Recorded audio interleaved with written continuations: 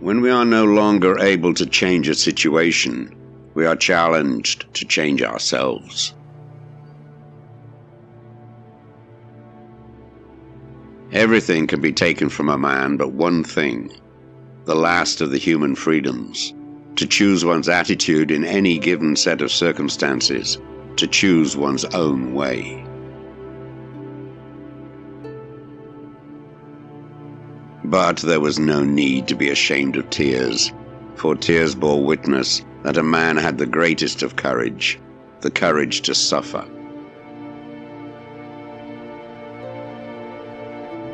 Man is that being who invented the gas chambers of Auschwitz.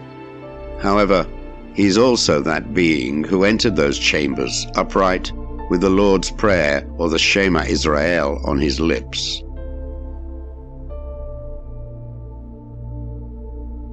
What is to give light must endure burning.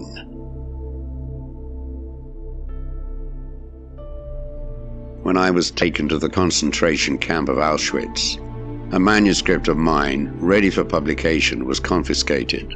Certainly, my deep desire to write this manuscript anew helped me to survive the rigors of the camps I was in. In some ways, suffering ceases to be suffering at the moment it finds a meaning. Life is never made unbearable by circumstances, only by lack of meaning and purpose.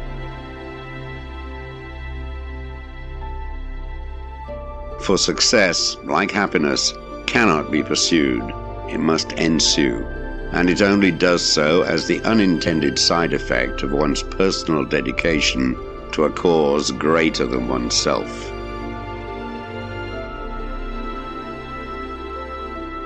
So live as if you were living already for the second time, and as if you had acted the first time as wrongly as you are about to act now.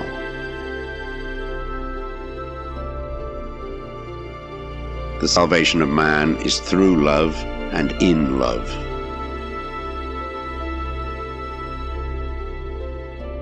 No man should judge unless he asks himself in absolute honesty whether, in a similar situation, he might not have done the same thing.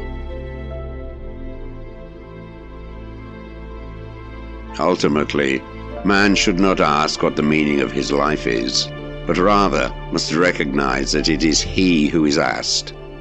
In a word, each man is questioned by life, and he can only answer to life by answering for his own life. To life, he can only respond by being responsible.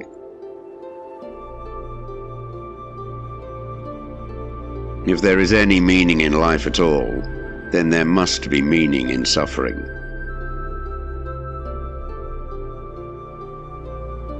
Everyone has his own specific vocation or mission in life.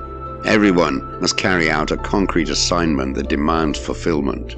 Therein he cannot be replaced, nor can his life be repeated.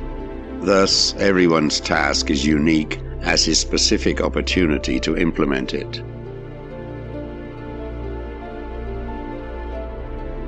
The more one forgets himself by giving himself to a cause to serve or another person to love, the more human he is, and the more he actualizes himself. I do not forget any good deed done to me, and I do not carry a grudge for a bad one.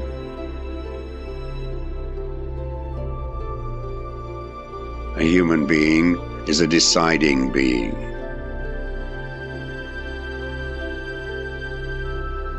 Between stimulus and response, there is a space. In that space is our power to choose our response. In our response lies our growth and our freedom.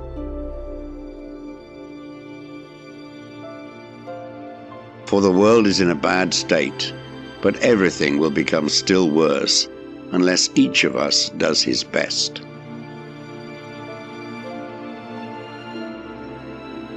The one thing you can't take away from me is the way I choose to respond to what you do to me.